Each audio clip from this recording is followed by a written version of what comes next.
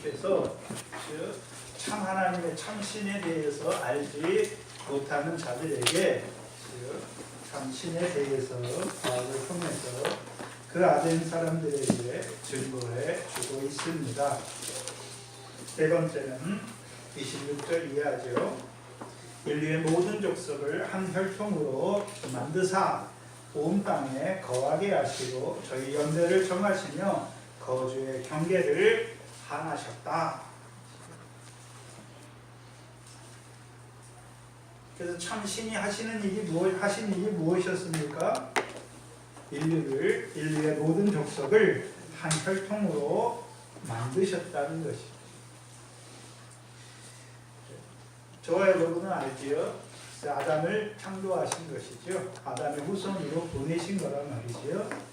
근데 아담을 창조하실 때 단순히 아담 개인을 창조하신 것뿐만 아니라 인류의 대표자로 아담을 창조하신 것입니다.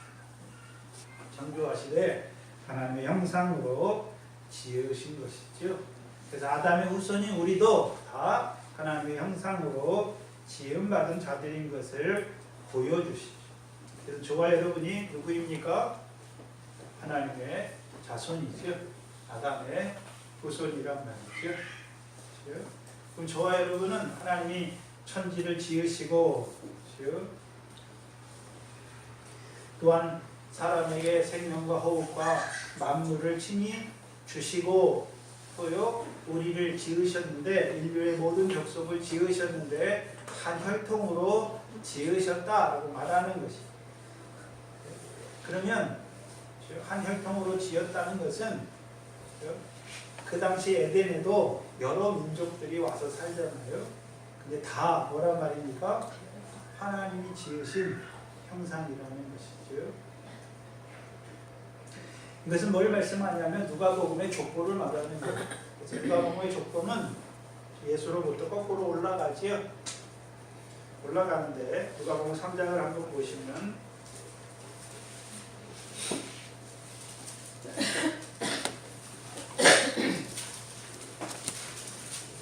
3장 23절과 38절만 봅니다. 누가복음 3장 38절을 보시면 예수께서 가르치심을 시작하실 때에 30세쯤 되시니라. 사람들의 아는 대로는 요셉의 아들이니 요셉의 이상은 헬리요. 예수님부터 거꾸로 올라가지요. 쭉 올라가서 38절에 그 이상은 에노스요, 그 이상은 셋이요, 그 이상은 아담이요, 그 이상은 누굽니까? 하나님이시죠. 하나님이라는 것은 하나님이 만드셨다는 것이죠. 하나님이 아담을 만드신 것이죠. 그리고 그 아담을 통해서 인류의 모든 민족들을 나게 하신 것을 보여주십니다. 이것을 말씀하신 이유가 무엇입니까? 아덴에 있는 너희들도 하나님이 지으신 한 혈통으로 지으신 자들의 후손이다. 그걸 말하는 거예요. 두 번째는 하나님이 한 혈통으로 모든 족속을 한 혈통으로 만드셨고 그들을 온 땅에 거하게 하셨다. 온 땅에 거하게 하셨다는 의미는 하나님의 형상으로 지으셨을 뿐만 아니라 하나님이 지으신 천지 가운데 살게 하셨다는 것입니다. 그래서 첫 번째 하나님에 대해서 말할 때 우주와 그 안에 있는 만유를 지으신 하나님 지으셨잖아요. 그러니까 인간도 누가 지으셨습니까? 하나님이 지으셨고 하나님이 지으신 만물 가운데 천지 가운데 살게 하신 것이죠. 그렇다면 생각해야 되는 것은 하나님의 사람을 지으셨는데 왜 하나님이 지으신 천지 가운데 살게 하시는 것입니까? 천지 가운데 살게 하시는 목적이 무엇입니까? 우리가 잘 아는 로마서 1장입니다. 로마서 1장 19절로 20절입니다. 로마서 1장 19절로 20절이죠. 이는 하나님을 알 만한 것이 저희 속에 보이니까 하나님의 일을 저희에게 보이셨느니라. 무엇을 통해 보이셨습니까? 20절이죠. 장세로부터 그의 보이지 아니하는 것들, 곧 그의 영원하신 능력과 신성이 그 만드신 만물에 분명히 보여 알게 되나니 말씀하십니다. 그럼 하나님이 지으신 천지 가운데 하나님을 살게 하나님이 지으신 사람들을 살게 하신 이유가 무엇입니까? 네? 알게 하시는 거죠. 뭘 알게 하십니까? 영원하신 능력과 신성이 그 만드신 만물에 분명히 보여 알게 하기.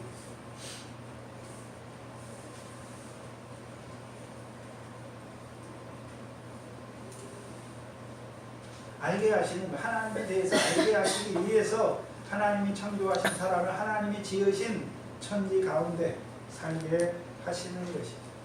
특별히 온 땅에 살게 하셨다. 온 땅에 거하게 하셨다라고 말하죠. 땅에 거하게 하시는 이유가 무엇이었습니까?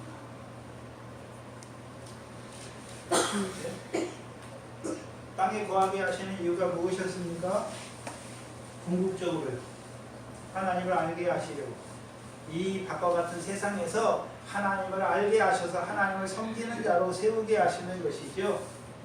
하나님의 형상대로 지었으니까 이제 하나님의 형상대로 이 땅 가운데서 살게 하시려고. 그것을 창세기 1장의 9절에서 말하면 여섯째 날이죠. 즉 생육하고 번성하여 땅에 충만하게 하시려고, 땅을 정복하게 하시고 바다의 고기와 공중의 새와 온 땅에 움직이는 모든 생물을 뭐하게 하시려고요? 다스리는 자로 살게 하시려고. 근데 다스리는 것은 즉 하나님이 복을 주셔야 가능한 거예요. 하나님이 복을 주셔야 가능하단 말이에요.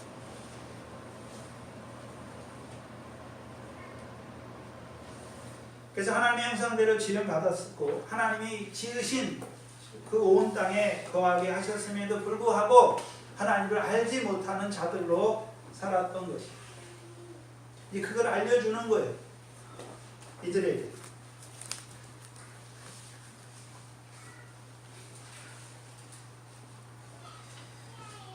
그리고 연대를 정하셨다. 저희의 연대를 정하시며 거주의 한계를 하나셨다라고 말씀하십니다. 그래서 성경에서 말하는 연대는 사는 시대 또는 시기를 정하신 것을 말하는 것이죠. 이거는 크게 세 가지입니다. 세 가지. 하나님이 정하신 것, 시기를 정하셨는데 첫 번째 가장 큰 것은요, 양심 시대와 율법 시대와 성령 시대와 천년왕국 시대를 정하신 것이죠. 정하기만 하셨습니까? 이제 하나님의 그 영에, 창세전에 지으신 아들의 영을 아담의 후손으로 육신입혀 보내실 그 하나님의 양심 시대에 보낼 것인지, 율법 시대에 보낼 것인지, 성령 시대에 보낼 것인지를 하나님이 뭐 하셨습니까? 정하셨답니다. 그래서 장로교의 기본 교리가 예정이에요. 미리 아셨다는 것이지. 언제요? 창세전에 그리스도 안에서 아들의 영으로 택하셨다는 것이고, 정하셨다는 것은 무엇입니까? 하나님이 율법 시대에 보내실 것인지, 양심 시대에 보내실 것인지, 성령 시대에 보내실 것인지를 정하셨다는 거예요. 그렇죠? 두 번째는요, 두 번째는 하나님 모두 정하셨습니까? 특별히 시기를 정하셨는데, 다니엘서입니다. 다니엘서 2장을 보시면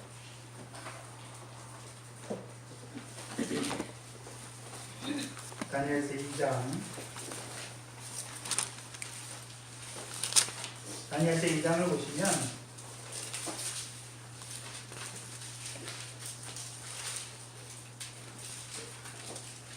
다니엘서 2장을 보시면 31절 이하에 큰 신상을 보게 하죠. 바벨론 왕을 통해서, 꿈을 통해서 큰 신상의 꿈을 꾸게 하십니다. 그리고 36절에 요셉을 통해서 해석해 주는데, 그 꿈이 이러한즉 내가 이제 그 해석을 왕 앞에 진술하이다. 왕이요, 왕은 열왕의 왕이시라. 하늘의 하나님이 나라와 권세와 능력과 영광을 왕에게 주셨고, 39절에 왕 후에 왕만 못한 다른 나라가 일어날 것이요 라고 말씀하시죠. 이것을 2장은 적어놓으시고 7장에 가서 보시면, 7장은 내 짐승으로 말씀하시는데 17절에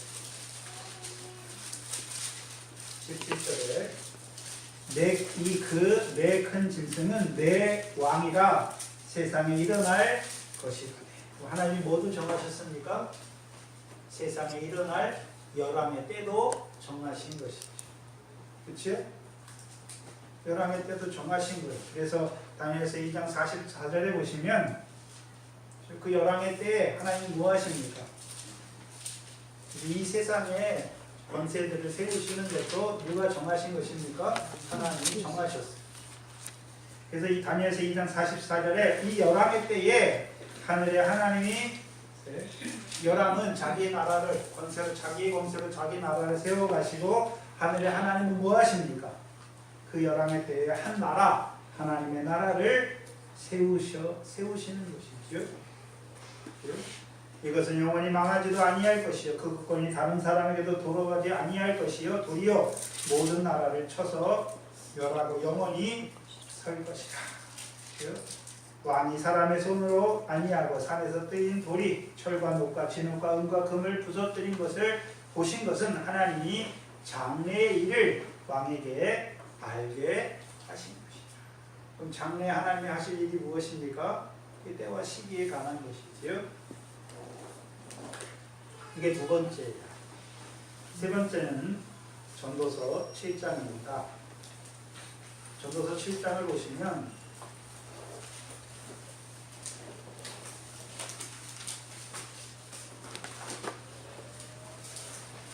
구약 952페이지입니다. 전도서 7장 15절로 17절입니다. 전도서 7장 15절로 17절입니다. 내가 내 헛된 날에 이 모든 일을 본즉 자기의 의로움 중에 멸망하는 의인이 있고 자기의 악행 중에 장수하는 악인이 있으니 지나치게 의인이 되지 말며 지나치게 지혜자도 되지 말라. 어찌하여 스스로 패망케 하겠느냐. 지나치게 악인이 되지 말며 우매자도 되지 말라. 어찌하여 뭐 전에 죽는다 말씀하십니까? 기한 전에. 그럼 인생들에게 하나님이 인생들을 이 땅에 보내실 때 뭐를 정하셨습니까? 기한을 정하셨어요. 연한을 정하십니다. 연한을 정한 거예요. 그래서 하나님이 연한을 정하셨죠. 그래서 사람이 죽잖아요. 죽어서 죽는데 여러 가지로 죽어요. 어떤 사람은 연수가 다해서 노년에 죽는 사람도 있고, 어떤 사람은 중년에 아파서 죽는 사람도 있고, 어떤 사람은 어려서 사고로 죽는 자들도 있고. 근데 그것 때문에 죽는 것이 아니라 하나님이 정하신 연한이 있다는 것이. 근데 문제는 지나치게 악인이 되거나 지나치게 의인도 되지 말라 말씀하신 거죠. 왜요? 기한 전에도 하나님이 뭐 하신다는 말입니까? 데려가실 수도 있다는 것입니다. 그리고 또 하나가 무엇입니까? 거주의 경계를 정하셨다, 한정하셨다라고 말씀하신 거예요. 거주의 경계는 가장 큰 것은 하나님 땅에만 살게 하셨죠. 바다의 경계를 하나셨다라고 말씀하셨습니다.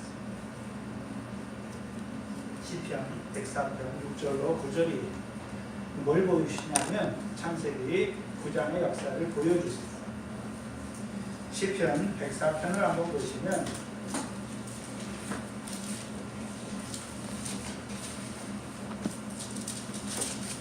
시편 104편 9절이죠. 시편 104편 9절을 보시면 주께서 물의 경계를 정하여 넘치지 못하게 하시며 다시 돌아와 땅을 뭐하지 못하게 하셨습니까? 덮지 못하게 하셨다. 창세기 9장이잖아요. 그렇죠? 그래서 그들에게 그 증표로 주신 것이 무지개잖아요. 하나님이 다시는 땅을 불로 멸하지 않을 것을 보여주시기 위해서 주신 것입니다.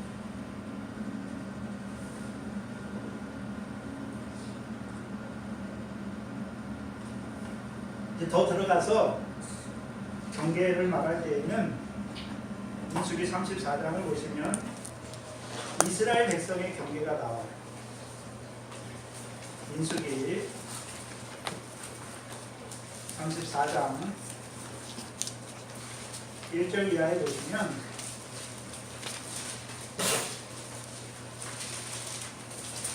여호와께서 민수기 34장 1절로 12절까지인데요. 1절하고 12절만 있습니다. 여호와께서 모세에게 일러 가라사대 너는 이스라엘 자손에게 명하여 그들에게 이르라 너희가 가나안 땅에 들어가는 때에 너 그 땅은 너희에게 기업이 되리니 곧 가나안 사방 지경이라. 3절에 너희 남방은 에돔 곁에 접근한 심광야니 너희 남편 경계는 말씀하시죠. 그래서 남편 경계, 동편 경계, 북편 경계, 서편 경계를 하나님이 정하셨어요. 그래서 12절에 그 경계가 또 요단으로 내려가서 염해에 미치나니 너희 사방 너희 땅의 사방 경계가 이러하니라 라고 말씀하십니다. 그렇죠? 그래서 이스라엘 백성에게 경계하셨어요. 땅의 경계를 정하셨죠. 그래서 이스라엘 백성에게 주시는 땅 어디 땅만 주셨습니까? 가나안 땅만 주신 거예요. 애굽 땅은 주신 게 아니에요. 가나안 땅만 주신 거예요. 신약적으로 말하면 하나님이 우리를 예수 그리스도로 부르셨잖아요. 그럼 우리에게 주시는 것은 뭘 주십니까? 하나님의 나라를 주시는 것이지 무슨 육신으로 사는 날 동안에 애국 사람들처럼 애국 사람이 바라는 그런 것을 주시지 않았단 말이죠. 그럼 육적 이스라엘의 가나안 땅은 어떤 의미입니까? 영원한 기업을 잇는 땅이고 육신으로 잘 먹고 잘 사는 땅이 아니라 영원한 기업을 잇게 하시는 땅으로 주셨단 말이죠. 그게 경계를 정하신 거예요. 그래서 하나님이 하나님의 백성에게 주신 거는 세상이나 세상에 있는 것을 주시는 것입니까? 세상에 사는 날 동안 하늘의 것을 주시는 것입니까? 하늘의 것을 보여주셔서 하늘의 것을 예비하는 자로 살게 하시는 거예요. 그게 하나님 백성이 살아가시는 경계, 살아가게 하신 경계란 말이에요.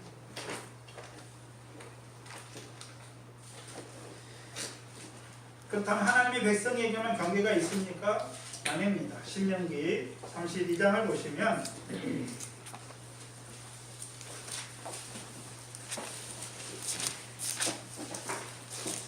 신명기 32장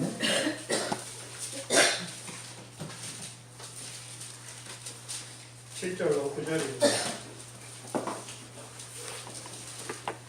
신명기 32장 7절로 9절을 보시면 옛날을 기억하라.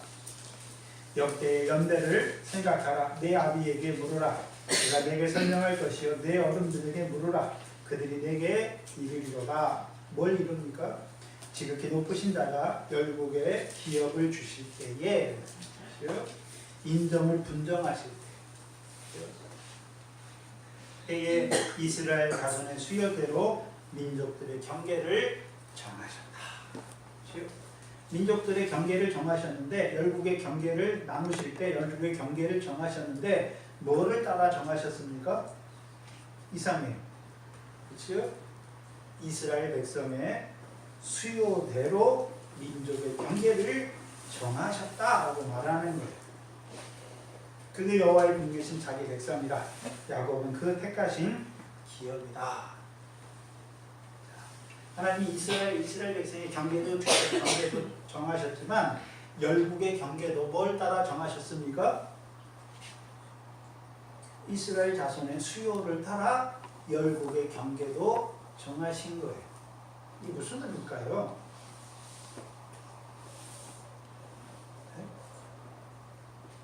왜 이스라엘 백성의 수요를 따라 열국의 경계를 정하셨다라고 말씀하신 것입니다. 이스라엘 백성 하나님이 아브라함에게 주신 약속으로 그들을 모세를 통해서 그들을 주의 기업의 백성으로 삼으셨죠. 근데 그러면 육적 이스라엘을 제외하고 이방인들은 어떻습니까? 이스라엘의 수요대로 그들의 경계를 정하셨죠. 그럼 하나님이 이스라엘 백성에게 이루어 가신 날 동안 열국은 어떤 자로 거하는 것입니까? 그리스도 밖에 있는 자. 그렇죠? 이스라엘 백성이 아니에요. 언약의 자손이 아니란 말이죠. 그렇게 하신 거예요, 하나님. 왜 그렇게 하셨습니까? 신명기 34장이죠. 33장 18절로 19절이죠. 신명기 33장 18절로 19절이 스불론에 대하여는 일렀으되 스불론이여 너는 나감을 기뻐하라. 여기서 나가는 건 배 타고 나가는 거예요. 이사가여 너는 장막에 있음을 즐거워하라. 그들이 스불론과 이사가 백성이 하나님의 백성이잖아요. 그들이 자기들만 하나님께 가서 의로운 제사를 드립니까? 열국 백성을 산에 부르자. 하나님의 성전산에 불러서 거기서 의로운 제사를 드린다라고 말씀하시는 거죠. 그렇죠? 그래서 하나님께서 육적 이스라엘을 먼저 부르신 이유가 무엇입니까? 그들을 통해 하나님을 경험하게 하시고 이제 하나님 되심을 열국에 선포하게 하셔서 열국도 이제 그 이스라엘로 말미암아 그 하나님을 섬기는 자로 하나님께 의로운 제사를 드리는 자로 세우는 거예요.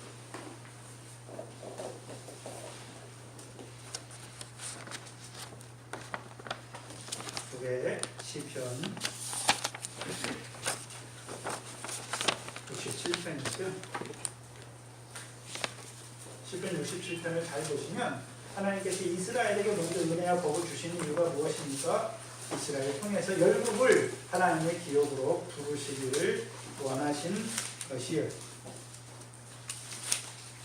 근데 문제는 육적 이스라엘이 그들의 율법의 언약의 백성으로 불렀는데 율법의 행위로 의롭다함을 이루려는 자들이 되니까 율법이 없는 이방인들을 보고 뭐하는 자들이 되니까 정죄하고 판단하는 자들이 된 것이죠.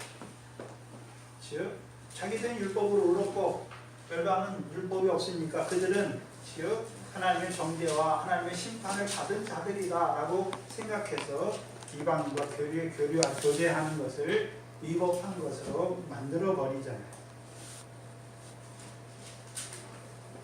육적 이스라엘이 실패했어요. 그래서 하나님 누구를 보내십니까? 그 아들을 보내셔서 그 아들을 통해서 이제 육적 이스라엘만 부를 뿐만 아니라 헬라인에게도 구원을 이루어 가시는 것입니다. 그래서 신약에서도 궁극적으로 그렇죠? 복음은 누가 먼저 받아들입니까? 육적 이스라엘이 그들을 통해서 이제 열국에 보내셔서 땅끝까지 보내셔서 그들도 하나님의 백성으로 부르시는 것이죠.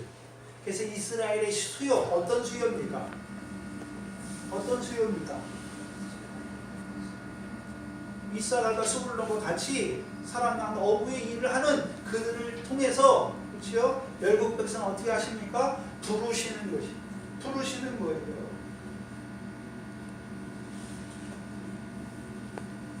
그렇다면 오늘도 저와 여러분이 이제 먼저 하나님 백성이 됐잖아요. 저와 여러분을 통해서 우리의 수요를 따라 사랑하는 어부의 수요가 많으면 더 많은 하나님의 백성들을 부르신다 말이에요.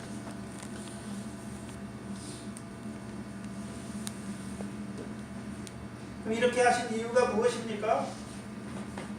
27절에 이는 사람으로 하나님을 혹 더듬어 찾아 발견케 하려 하심이다.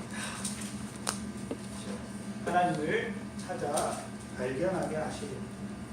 근데 어떻게 찾습니까? 혹 더듬어 찾다라는 의미는 이 원어의 뜻이 뭐냐면 눈먼 손으로 더듬거리고 만지작거리고 찾는 것을 나타내는 동사예요. 그럼 찾을 수 있단 말입니까? 없단 말입니까? 없다는 거예요. 없다는 거예요. 그렇다면 생각해야 되는데 하나님께서 천지를 창조하시고 한 사람 아담 안에서 모든 민족을 낳게 하시고 저희를 땅에 거하게 하시고 연대를 정하시고 거두의 경계를 정하신 것은 이유가 무엇입니까? 저희가 어디에 살든지 아담 안에서 모든 민족으로 나누는 모든 인류는 그들이 어디에 살든지 어느 시대, 성령 시대에 살든지 무슨 시대에 살든지 또한 어느 민족에 속해 있든지 어디에 살든지 다 하나님을 찾는 자로 살게 하시기 위해서 그렇게 하신 거다.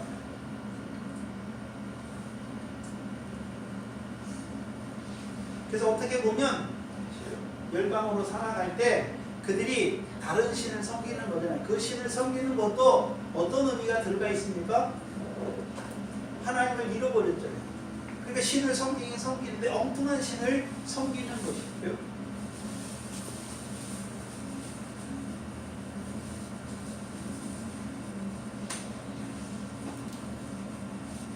문제는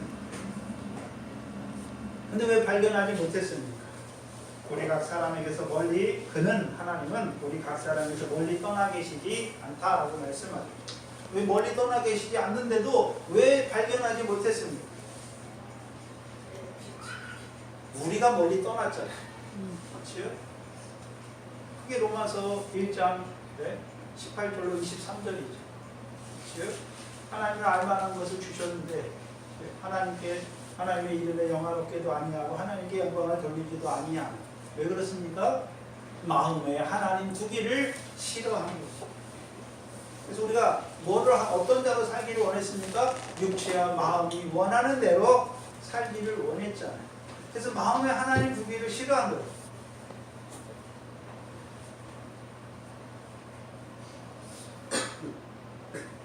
하나님이 우리를 떠나신 것이 아니라 우리에 가까이 계셨는데 하나님의 형상으로 지음받은 우리가 하나님을 떠난 거예요.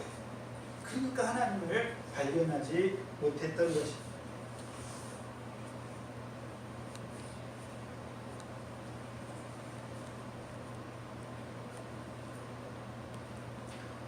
근데 하나님께서는 지금 만물을 통해서 하나님이 살아계시고 그걸 알게 하셨음에도 찾을 수 있도록 하셨음에도 불구하고 하나님의 형상들이 타락함으로 말미암아 오히려 하나님께서 멀리 떠남으로 하나님을 찾지 못하는 자가 되게 하셨죠.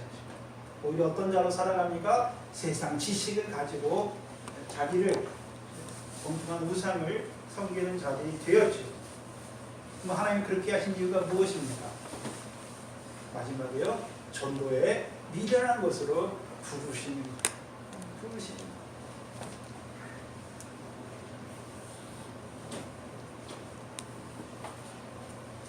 그렇다면 우리가 생각할 수 있잖아요. 뭘 생각할 수 있습니까? 하나님, 누구는 양심 시대 보내고 누구는 율법 시대 보내고 누구는 성령 시대 보내고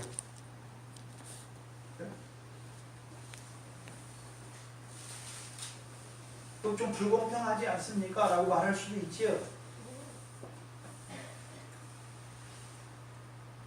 네, 알면 불공평하다고 말할 수가 없지요. 로마서 2장에 심판의 근거를 말할 때 양심이 없는 자들은 율법이 없는 자들은 그에게 양심이 심판의 근거가 되는 것이고 율법을 받은 자들은 율법이 그들에게 심판의 근거가 되는 것이고 이제 성령을 받은 자들은 뭐가 심판의 근거가 됩니까? 여러분이 주신 성령이 곧 하나님의 말씀을 깨달을 만큼 그것이 여러분에게 심판의 근거가 되는 거예요. 근데 저와 여러분은 특별히 이 성령 시대에 보내심을 받았지요. 또한 큰 환란을 앞둔 이때에 보내심을 받았을 뿐만 아니라 이제 복음으로 우리를 부르셔서 우리로 하여금 이제 하나님을 찾아가게 하시잖아요. 저와 여러분 하나님을 모르는 것이 아니라 그리스도 안에서 이제 하나님과 그리스도와 사귀는 자로 살게 하시잖아요. 사귀는 자로 산다는 의미는 베드로전서 3장 21절에 선한 양심이 하나님을 향하여 찾아가는 자로 살게 하시. 하나님을 찾는다는 것은 하나님이 어디 계십니까? 찾아가게 그게 말하는 게 아니죠. 하늘에 계신 하나님의 뜻이 무엇인지를 찾는 자, 곧 하나님의 뜻을 쫓는 자, 그 사람이 되게 하시는 것입니다. 그래서 하나님의 뜻을 쫓는 자는 하나님의 뜻을 쫓는 자로 살게 하시는 것입니다. 상 주시는 하나님의 뜻을 찾는 자, 행하는 자가 되게 한다는 것입니다.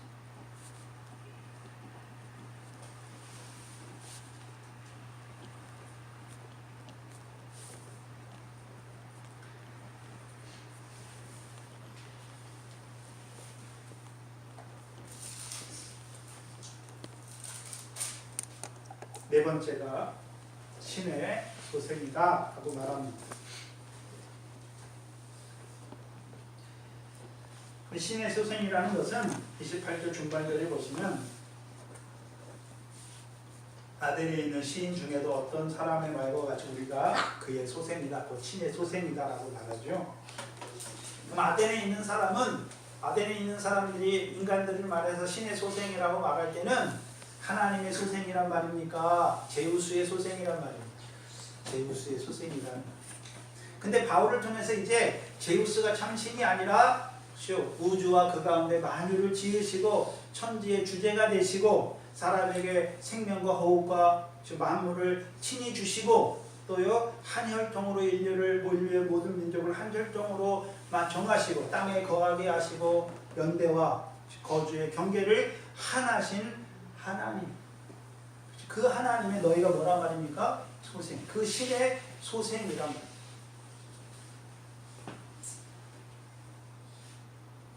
그래서 바울을 통해 나타내시는 참 신이잖아요. 참 신은 창조주시요, 또한 천지의 주제이시며 생명과 호흡과 만물을 친히 주시는 하나님이시며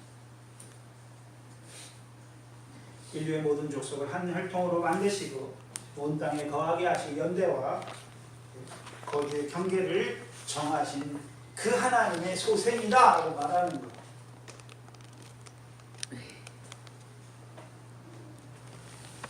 그 하나님의 소생이잖아요. 그러니까 우리가 어떻게 삽니까? 28절에 우리가 그를 힘입어 살며 기동하며 있다라고 말하는 거예요. 우리가 신의 소생이라는 것은 이제요 영어 성경에는 in이라고 써놨어요. For in him we live. 우리가 그 안에서 살고 그 안에서 움직이고 그 신 안에서 살고 그 신 안에서 움직이고 마지막에 있다라는 존재한다. 우리가 신 안에서 존재한다고 말하는 것.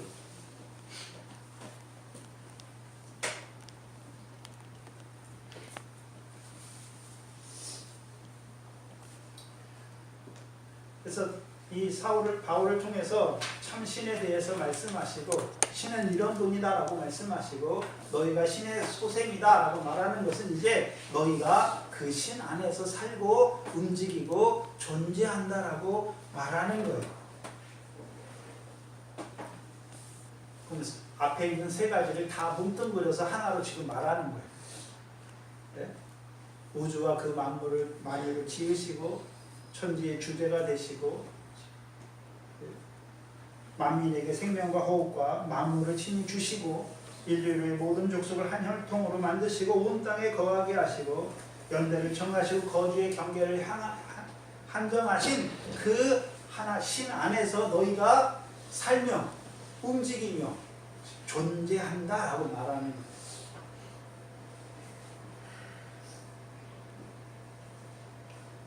그러니까 이제 그런 신의 소생이 되었으니까 그런 신을 살아계신 신을 죽은 우상, 금이나 돌로 만든 생명이 없는 그런 죽은 우상처럼 그렇게 만들지 말라라는 거예요.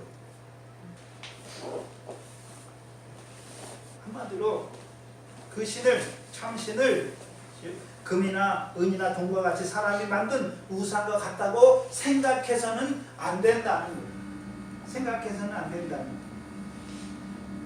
그래서 저와 여러분이 믿음이 어릴 때는 어떤 사람이 부처를 믿다가 예수를 믿게 됐어요. 그럼 예수를 믿을 때 처음에 어떤 식으로 믿습니까? 부처를 믿던 식으로 하나님도 그렇게 믿는 거예요. 섬기는 거예요. 자기 딴엔 자기 중심을 다해서 부처를 섬길 때 어떻습니까? 지극정성으로 섬기잖아요. 그렇게 하나님을 섬긴단 말이에요. 근데 하나님은 그렇게 사람의 무엇을 받는 것처럼 그렇게 섬기는 신이 아니란 말이죠. 왜요? 1번부터 1, 2, 3번을 쭉 말했잖아요. 그걸 말하는 거예요. 우주를 지으시고 천지의 주제시고 친히 만민에게 생명과 호흡과 만물을 주시고 모든 혈통으로 만드시고 땅에 거하게 하시고 그런 하나님이니까 이제 너희가 옛날에 우상을 섬기듯이 하나님을 신을 그런 신을 그렇게 만들어서 사람이 만든 신처럼 생각하지 말라라는 거예요. 그럼 어떻단 말입니까? 참 하나님은 먼저 살아계시고 하나님의 백성들과 그의 지으신 만물들 특별히 만민과 뭐 하십니까? 만민에게 역사하고 있잖아요. 근데 죽은 신처럼 우상처럼 죽은 우상처럼 사람이 우상에게 뭘 해야 되는 것처럼 그렇게 하지 말라라는 거예요.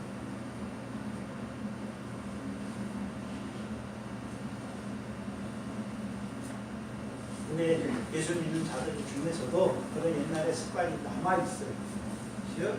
그래서 신을 하나님을 섬긴다고 말하는데 자세히 보면 우상을 섬기듯이 하나님을 섬겨요. 그 죽은 하나님을 섬기는 거죠.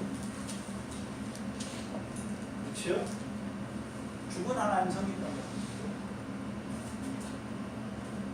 그럼 죽은 하나님 섬기는 자들이 누가 죽은 하나님 섬깁니까? 오늘도 천지 가운데 살면서 그렇죠? 만물을 하나님이 친히 주시는데 내가 벌어먹고 사는 줄 아는 거예요. 죽은 자예요. 천지를 지으신 또 사람을 이 천지 가운데 살게 하시고 만물을 친히 주시는 그 하나님을 인정하지 않는 자로 산다는 말이죠. 죽은 자로 사는 거예요.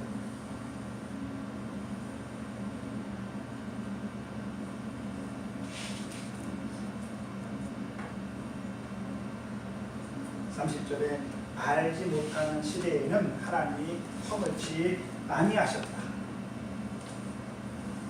이것을 사도행전 14장 16절에는 하나님이 지나간 세대에는 모든 족속으로 자기의 길을 다니게 묵인하셨다. 그러나 이제는 어디든지 사람을 다 명하사 회개하라 하셨다.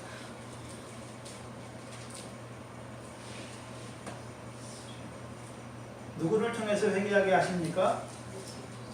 예수 그리스도를 통해서. 아브라함이 약속을 이루실 예수 그리스도를 보내셨잖아요. 그렇죠? 아브라함이 준 약속이 무엇이었습니까? 땅의 모든 족속이 너를 인하여 복을 받을 것이다. 그렇죠? 그래서 성경이 이것을 미리 알고 아브라함에게 복음을 전했죠.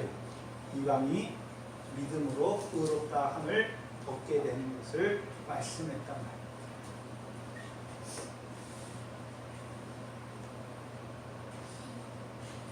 그리고 이제 그 아들을 보내셔서 이제 나타내 주셨잖아요. 그렇죠? 생명을 얻는 회개를 허락하셨단 말이에요. 그래서 예수 그리스도는 이제 허물과 죄로 죽었던 우리를 살리시는 것이죠.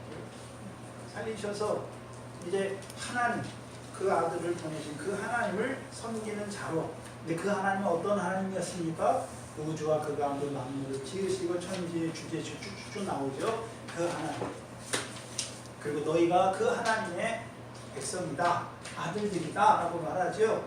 그래서 아들들이니까 오늘도 그 하나님 안에서 살고 움직이고 존재하는 자들인 것을 보여주신다. 그래서 이제 회개하라 말씀하셨죠. 근데 왜 회개해야 됩니까? 31절이죠. 31절. 이는 정하신 사람으로 하여금 천하를 공의로 심판할 날을 뭐 하셨습니까? 하나님 어떤 하나님이십니까?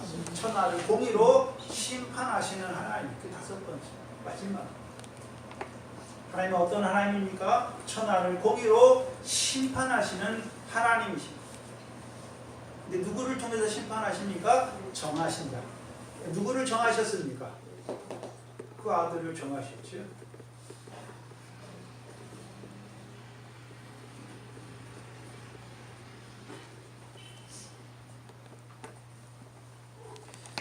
그래서 로마서 14장 9절을 보시면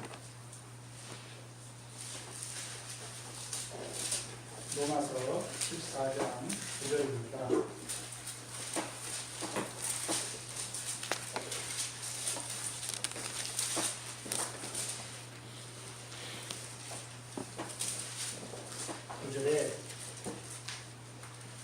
이를 위하여 그리스도께서 죽었다가 다시 살으셨으니 곧 죽은 자와 산 자의 뭐가 되시려고요? 주가 되시죠. 그럼 여기서 죽은 자와 산 자의 주라는 것은 구원의 주입니까? 심판의 주입니까? 심판의 주가 되신, 심판의 하나님이 되신 것이죠. 그래서 예수님이 부활하신 목적 중에 하나는 예수를 주와 그리스도가 되게 하셨고 성령을 부어주신 주도 맞아요. 또요 하나님 보좌 우편에 앉으셔서 우리에게 성령을 부어주시죠. 왜요? 영생의 소망을 따른 후사로 세우시기 위해서. 근데 부활의 또 한 가지의 목적은 무엇입니까? 산자와 죽은 자를 심판하는 주가 되시기 위하여 부활하신 것입니다. 그래서 복음을 증거할 때 예수가 우리의 주와 십자가에 죽으신 예수를 하나님이 살리셔서 우리의 주와 그리스도가 되게 하셨다 하고 말하지요.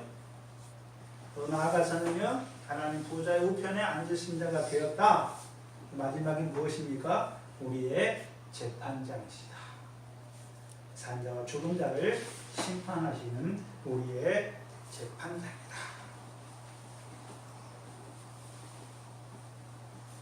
근데 심판하시는 날은 분명히 심판하신 날이 정해져 있잖아요. 근데 뭐로 심판하십니까? 공의로 심판할 날이 작정되었어요. 근데 그 날이 언제인지는 몰라요. 왜요? 왜 언제인지는 모릅니까? 왜 하나님만 아십니까? 이방인 충만한 수가 차야 되는 거예요. 근데 이제 심판자로 세우신 분이 누구고 그 심판자를 통해서 하나님이 어떻게 심판할 것인지를 다 보여주셨단 말이에요. 심판이 있으니까 이제 뭐 해야 됩니까? 회개해야 돼. 왜요? 심판에 떨어지지 않기.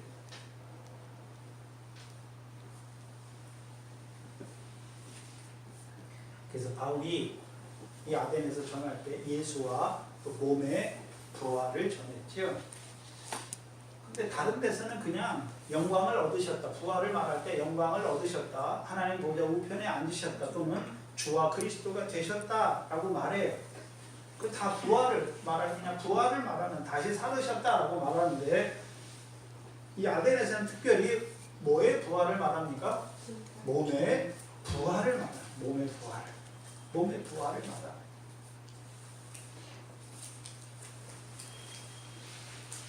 왜 그냥 부활이 아니라 몸의 부활을 말할까요? 주께서 영광을 얻으셨죠? 근데 아무 일도 없이 그냥 있다가 영광 얻으셨나요? 이 땅에 육신으로 사는 날 동안 고난 받은 대로 영광을 얻으셨습니다. 고난 받은 대로 영광에 들어가신 것이죠. 그럼 우리의 심판도 우리의 부활도 고린도후서 5장 10절처럼 우리 몸을 따라 선악간에 행한 대로 받는 것이죠. 그렇죠? 그 몸의 부활을 말하는 거예요.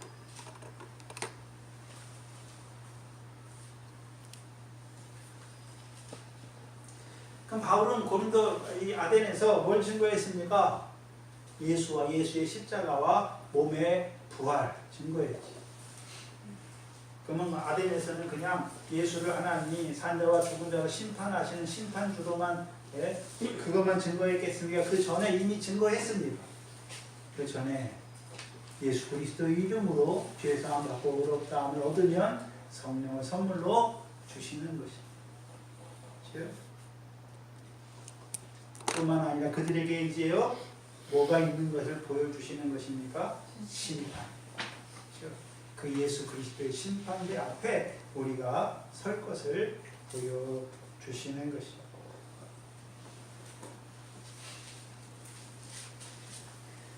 (32절에) 저희가 죽은 자의 부활을 듣고 혹은 기롱도 하고 혹은 이 일에 대하여 내 말을 다시 듣겠다 하니.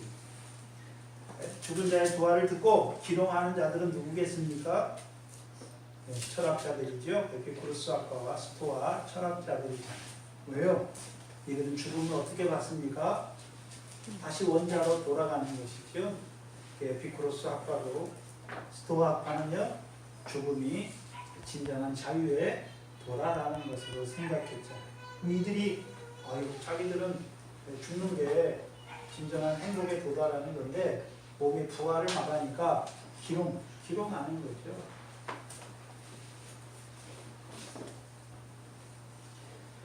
왜 그렇습니까? 세상 학문은 올라가면 많아지면 발전하면 발전할수록 믿지 않아요. 뭘 믿지 않습니까?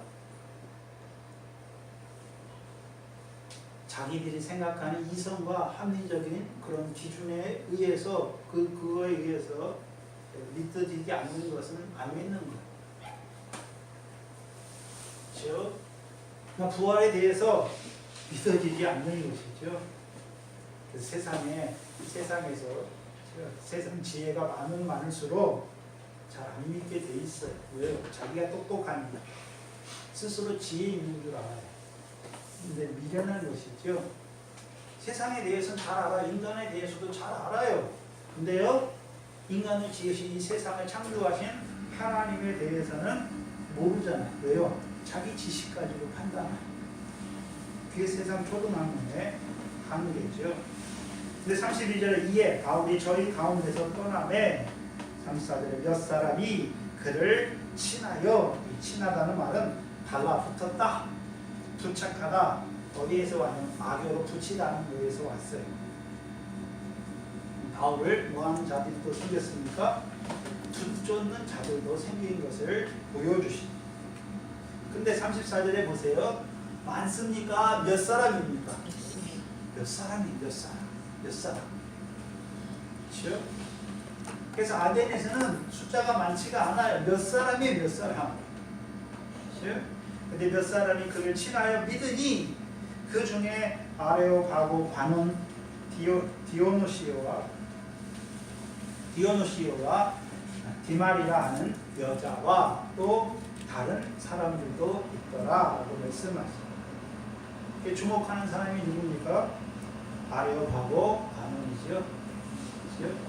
그래서 아레오바고 관원은 아무나 되는 것입니까? 그 도시에서 꽤 그래도 명망이 있고 학문도 있고 하는 사람이 되는 것입니다. 그 중에 아레오바고 관원 디오누시오가 믿게 되었고, 또한 다마리라 하는 여자도 믿는 것이죠. 그럼 이 아테네에 있는 교회는 누가 주축이 됐습니까? 아레오바고 관원 디오누시오와 다마리라 하는 여자가 주축이 된 것을 보여주시죠. 그럼 이들은 그럼 어떤 자들이 되었겠습니까? 데살로니가 교인들의 고백처럼 우상을 버리고 하나님께 돌아와 사실로 참되신 하나님을 섬기는 자들이 되었죠. 또한요, 죽은 자 가운데서 다시 살아나신 그의 아들이 하늘로부터 강림하시는 것을 뭐하는 자들이 되었습니까? 기다리는 자들이 된 것을 보여주신다.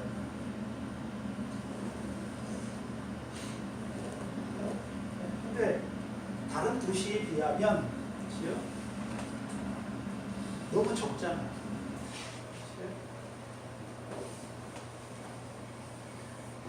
특징이 있어요. 그래서 세상에 우상이 가득한 곳에서는 복음이 힘있게 증거되기가 잘 되지 못합니다. 우리 옆나라 일본이 있잖아요. 일본 우상이 얼마나 많습니까? 섬기는 신들이 얼마나 많은지 몰라요. 복음이 힘이 없어요. 그렇죠? 복음이 힘이 없어요. 그러나 우상이 가득한 그곳에 몇 사람, 그 몇 사람은 하나님은 어떻게 보십니까? 가장 귀하게 보시는 거죠. 그래서 우리가 지금 일본이나 이슬람 세계나 태국이나 이런 데 보면 불교가, 태국은 불교가 그냥 꽉 잡아가지고요, 기독교가 잘 안 들어가요. 왜요? 그 사람은 윤회 사상이잖아요. 내가 이번 생에 이렇게 태어난 것은 전생에 그렇잖아요. 그러니까 사다리 올라가려고 그런 의지도 없어요. 내가 이 생에서 선을 닦고 잘하면 다음 생에 이제 왕족이나 귀족으로 태어나면 된다는 거예요. 그러니까 안 들어가는 거예요, 복음이 잘. 이슬람도 어떻습니까? 이슬람도 안 들어가 있잖아요. 또 일본은 우리보다 훨씬 더 먼저 기독교가 들어갔는데도 거의 2%도 안 돼요. 1.5%, 2%예요. 그런데도 그곳에도 가 있잖아요. 선교사들이 가 있지요. 그리고 그들을 통해서 몇 사람이 그들이 무슨 한국 교회처럼 교회가 번창하고 번성하고 그렇지는 않아요. 소수예요, 소수. 근데 그 소수도 하나님 뭐 하십니까? 기뻐하세요. 이름을 기록하시고. 그렇죠? 그래서 두세 사람이 내 이름으로 모인 곳이 그것이 어디입니까? 교회예요. 그래서 지역적 특색이 있는 거예요. 그래서 이슬람 세계가 제일 전도하기가 힘들어요. 그래서 일평생 선교사가 가서 한두 명 전도하기가 힘들어요.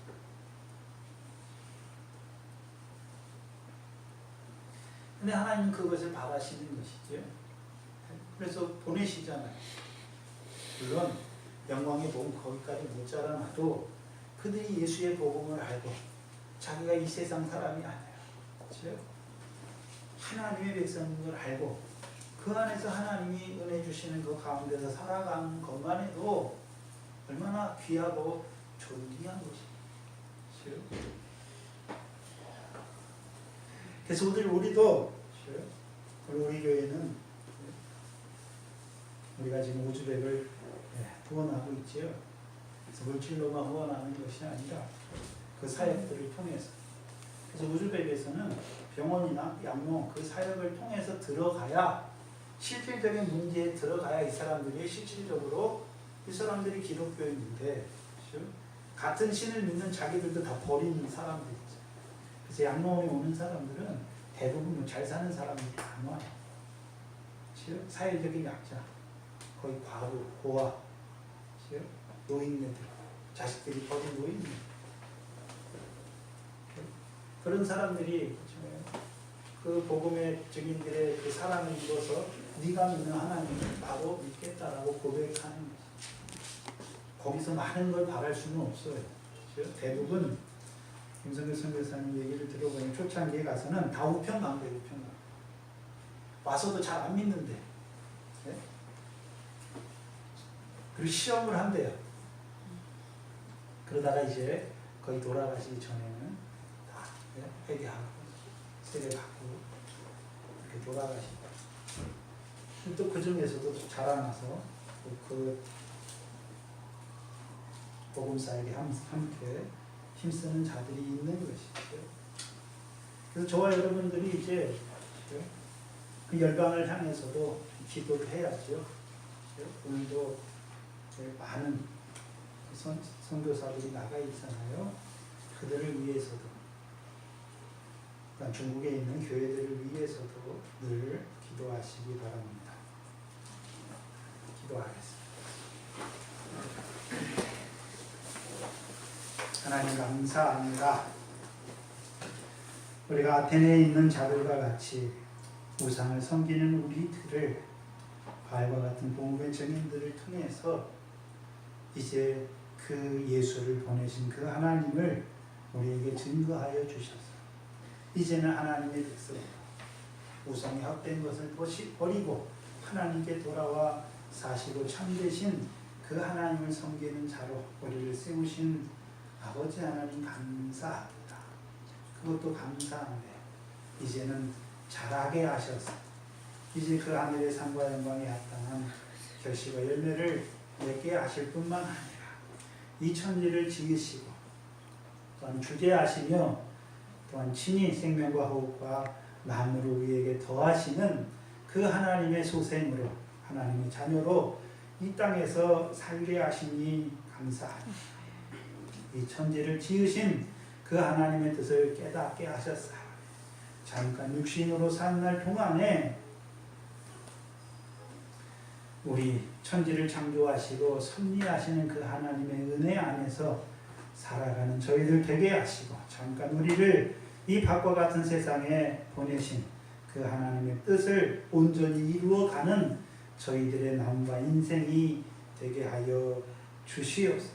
또한 우리를 발과 같이 그 복음을 전도에 미련한 것을 증거하는 자로 세워주시기를 원하시는 아버지 하나님, 이제 우리도 바울과 같이 예수와 몸의 부활을 증거하게 하셔서 아직도 하나님을 알지 못하고 우상 가운데 살아가는 하나님의 형상들, 그들을 불쌍히 여기게 하시고 그들에게 그 하나님의 뜻이 이루어지는 그 복음의 증인의 삶을 살아가는 이 교회가 되게 하여 주시옵소서. 감사함 예수님의 이름으로 기도하옵나이다. 아멘.